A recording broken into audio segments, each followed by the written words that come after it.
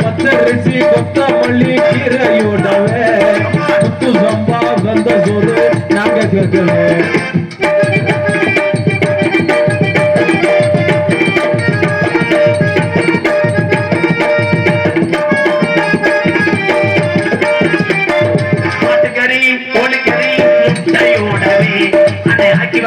பிரியாணி நாங்க ஆட்டுக்கறி கோழிக்கறி முட்டையோடவே ஆக்கி வச்ச பிரியாணி நாங்க கேட்டதெல்லாம் குடிக்க கட்சி கிடைச்சதெல்லாம் குடிச்ச கட்சி கேட்டதெல்லாம் குடிக்க கட்சி கிடைச்சதெல்லாம் குடிச்ச கட்சி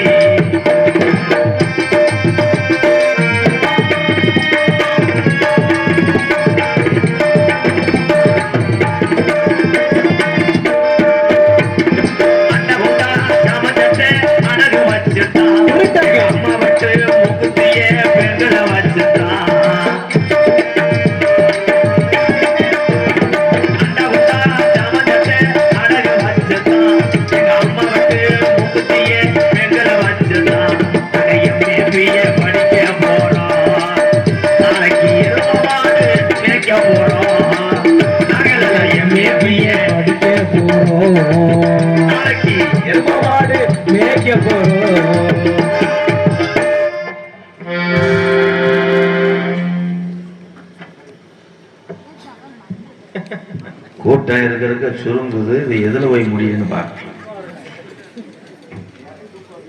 அப்படியா இங்க வடக்கிறியா கொசுவத்தி போய்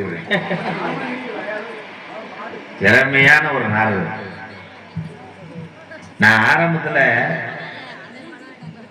பண்டிதன் நாடகத்துல இவளை நீங்க கேள்வி கேட்கறீங்களே ஒரு விஷயம் நீங்க வந்து கேட்கலாம். நீங்க உட்காந்து பாக்குறீங்க தூக்க எரிச்ச மாதிரி கேட்கறீங்களா? எனக்கு அந்த சிரிப்புலாம் பிடிக்காது. ஒரு மனுஷனுக்கு வந்து நடிகன்னா யாருன்னு உங்களுக்கு தெரியுதா? சும்மா வந்து ஏன் வெட்டினவன் யாரு குத்துன யாரு எதுக்கு வெத்தலைய வந்து கழுவிட்டு போடுறோம் இது ஒரு கேள்வியா?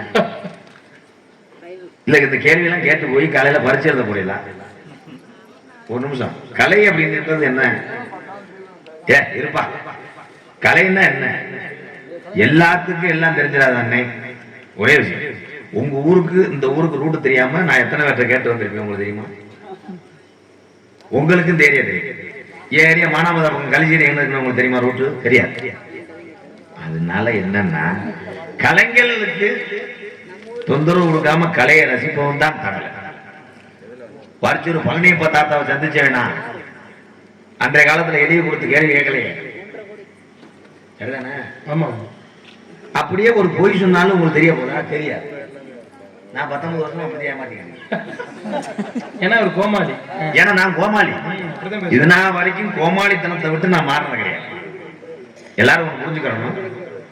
நாடகராகப்பட்டவர் யாருன்னா ராகங்களுக்கும் பேச்சுக்களுக்கும் உகந்தவர் தான் நாடகம். கோடி கணக்கில் 500 கோடி படம் எடுக்கிறாங்க. சூப்பர் ஸ்டார் ரஜினிகாந்த் ஐயா படமா இருக்கட்டும், அதுல ஒரு காமெடியும் இருப்பாங்க. ஏன் படத்தை தொய்வு இல்லாம கொண்டு போகும்போது காமெடியை சிரிக்க வச்சு அப்படியே படத்தை டைவர்ட் பண்ணிடுவேன். அதனாலதான் இந்த மாதிரி நாடகத்துல என்னை போன்ற கோமாளி என்ன வேலைன்னா சிரிக்க வைக்கணும். அதை விட்டு நாடகத்தை புராணம் பேசுறது நான் பேசுறேன். அதுக்கு அது தேவையில்லை. அப்புறம் பார்ப்போம் கோமாளி எதுக்கு கலை தெரியல. இப்ப நான் உங்கள்கிட்ட ஒரு கேள்வி கேட்கிறேன். அவர் சொன்னாரே பொண்ணு சீர்வரிசை என்னத்தா உங்களை தானே கேட்டாரு. புழங்காத சீரு என்ன சீரு என்ன சொன்னாரு? என்ன சொன்னாருன்னு கேட்டேன். அது என்ன சீர்னே? அவர் வேலை போதே சொல்லுவார். அப்ப நீங்க நினைக்கலாம் அங்க புள்ளி வைக்கிறாருன்னா அதே ரவி பிரசாத். சாதாரண நாடகம் லெவல்ல நான் ரசித்து நாடக கலையில எல்லாத்தையுமே எல்லா கலைஞருக்கும் பிடிச்சு விடாது. எங்க தம்பி கலைமணில இருந்து எல்லாருமே பார்ப்பாங்க. நான் ரசித்த ஒரு கலைஞர்னா ரவி பிரசாத் நாடகம். அவர் ஒரு புள்ளி வச்சிருக்காருன்னா அதுல விஷயம் இருக்கு. அவர் அதை கேட்டார்ல, உங்ககிட்ட நான் கேட்கிறேன், குளிக்கும் போது தண்ணி படாத இடம் எந்த இடம்? சொல்லுங்கண்ணே. 500 ரூபா பந்தே உண்டமா குளிக்கும் போது. அதுக்கு நான் புள்ளி வச்சுட்டு போனேன். இப்ப ஆக மொத்தத்துல நீங்க எல்லாம் வீட்டுக்கு போகும்போது என்னமோ சொன்னேன், அந்த ஆளு புலங்காதன்றாரு, இங்க தண்ணியே வராம இது என்னடா நாடகம்? உங்களை பூரா நான் கிறுக்கு பிடிக்க வைக்காம போக மாட்டேன். இருக்கு விளக்கம் சொல்லுவேன். நாரத வரட்டும். இல்ல வங்காளி, நீங்க தானே நீ அப்பத கேட்டே இல்ல. வெட்டினது யாரு? இது நான் புள்ளி வச்சிருக்கல, அவர்கிட்ட கேட்பேன். அப்படி தெரிஞ்சா உங்களுக்கு தெரியுமான்னு உங்கள்கிட்ட கேட்டேன். அவரும் கூட தானே கேட்டாரு. புலங்குற சீர்வரிசை எழுதுன்னு புலங்காது கேட்டால. அப்ப நானும் கேட்டிருக்கேன், அவர்கிட்ட கேட்பேன். கானகத்தில் பாட்டு பாடும் சாமி யாரையா? அப்படி சொல்லிட்டாலே சண்டை வரதா? ஓஜி கண்ணாடியா வந்து நம்மள போடுறது. நாடகத்துக்கு வர வட்டம்லாம் அந்த கண்ணாடி தூக்கிட்டு போயிருக்கேன்.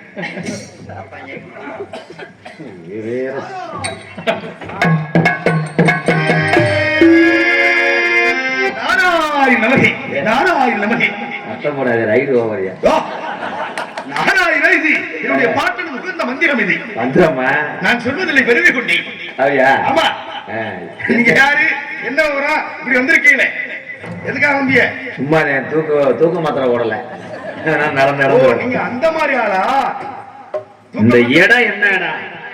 இது குறிஞ்சிடம். எங்க ஊரு சிற்றூர். சிற்றூர். இது என்ன மலை? வேலிமலை. வேலிமலை. வேலிமலை வந்து மலை எங்களுக்கு சொந்த மலை. சரி. மலையினுடைய அடிவாரம் தான், அந்த நிலம் தான் எங்களுக்கு சொந்தம். ஓஹோ, மலை உங்களுக்கு சொந்தம் கிடையாது. மலை இப்ப யாருக்கு சொந்தம்? மலை வந்து முனிவருக்கு சொந்தம். சரி. ஏன்னா வேள்வி என்பது யாகம், யாகத்தை செய்வர்கள் முனிவர்கள். முனிவர்கள் இருக்கக்கூடிய இடத்திலே நீங்க பூமியில இருக்கீங்க, உங்க மேல இருக்காங்க. ஒரு விஷயம் நல்லா தெரிஞ்சுக்கணும். மலை உங்களுக்கு சொந்தம் இல்ல, இடம் தானே உங்களுக்கு சொந்தம். ஆமா. இப்ப ஒரு மரம் இருக்கு, மலை எதுல இருக்கு? பூமியில இருக்கு. அந்த இடத்துல இல்லையே. கை தட்டலாம், கை தட்டலாம். கை தட்டலாம் இப்படி சொல்லியா? இல்ல நான் இது எந்த நேரம் மலை முனிவருக்கு சொந்தம்னு சொன்னேன், இடம் உனக்கு சொந்தம்ங்கிற. இப்போ ஒரு மரம் இருக்கு, கிளைகள் வேற ஆளுக்கு சொந்தமாக, வேறு மட்டும் வேற ஆளுக்கு சொந்தமாகுமா? இது எப்படி சாத்தியமாகும்? நீங்க எப்படி சொல்றீங்க இடம் எங்களுக்கு சொந்தம், மலை வந்து முனிவர்களுக்கு சொந்தம் சொல்றீங்க?